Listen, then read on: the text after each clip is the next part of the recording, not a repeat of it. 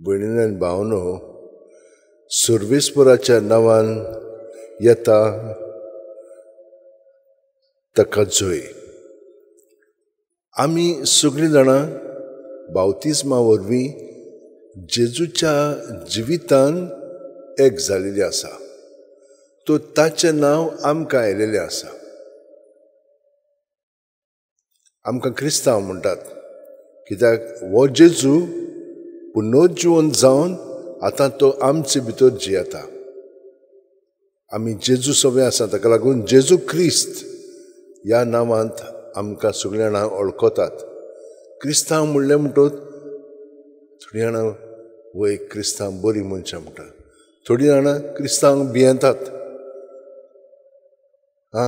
ती आमकां आतां क्रिस्तांव कोत्तली म्हणटात. कित्याक म्हणून भिरांत आसूंक जाय? आमी कोणाक क्रिस्तांव करिना. हे देवाची येवजण. देव आमकां सगळ्या जाणांक आपयता.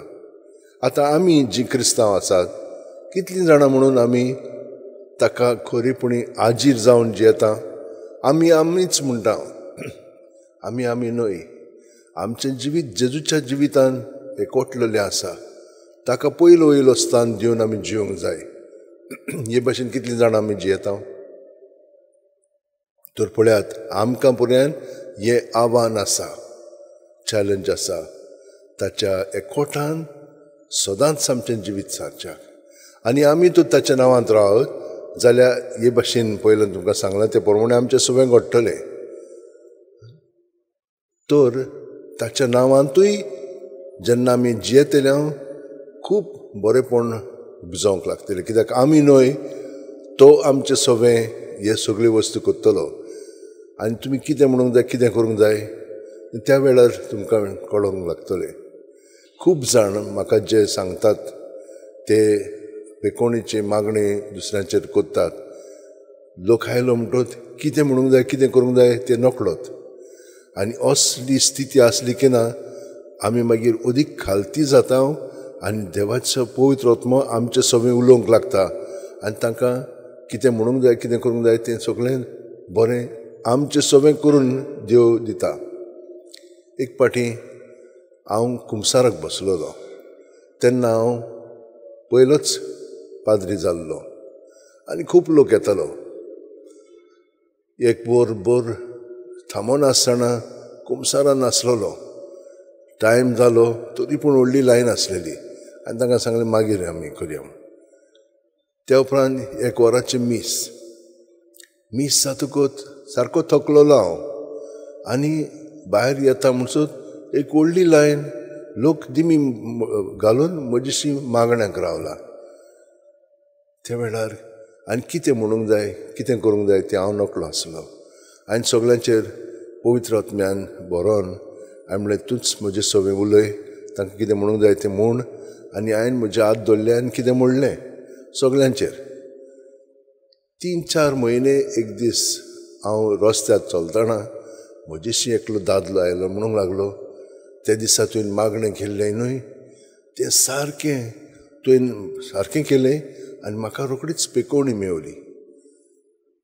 हांव नकळो हांवें कितें म्हणलां पळय तें, हिंच्या दिसा म्हणलां तें, पूण ताका एक व्हडलो अणभव जेजूचो घडलो.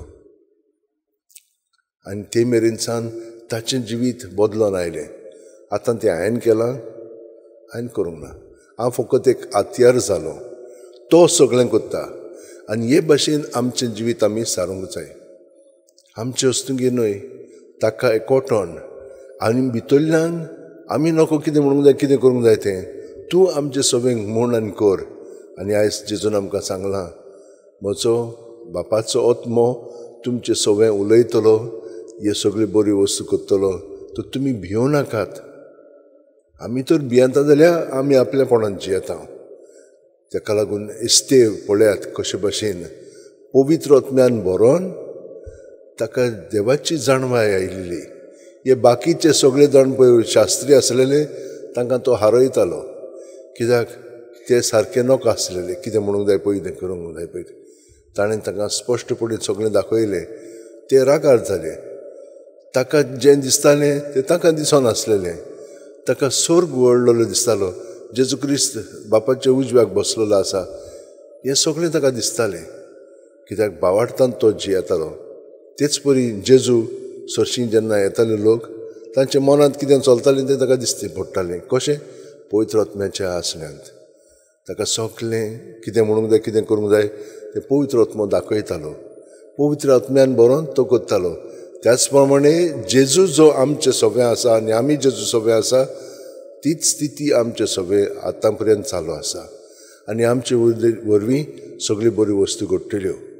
पूण आतां तुमी म्हणटल्यात म्हाका बरेंपण आजून मेळोंक ना. कित्याक लागून मेळोंक ना?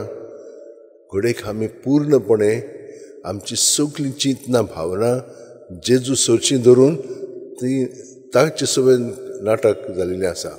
म्हाजे सवेन कांयच ना. ताणें तें घेतलेलें आसा, आमकां नितळकाय मेळिल्ली आसा. तो ताचें जिवीत म्हजें सवें आसा आनी हाका लागून तो म्हाका बरी सावध भलायकी दिता. हे परी आमचें जिवीत जावंक जाय. पळयात, एस्तेव पवित्र आत्म्यान बरोवन हें सगळें म्हणटा आसतना ताणें कितें केलें? तांकां सगळ्या जाणांक बक्षिलें. कित्याक ते कितें करतात तें नकळो आसलेलें. हें पवित्र आत्म्याचें देणें. आतां आमचे बरोबर लोक कितें ना कितें म्हणटा न्हय, तेन्ना आमी कशे भशेन तांचे सवय आसा. आमकांय राग येता. म्हणचें कितें?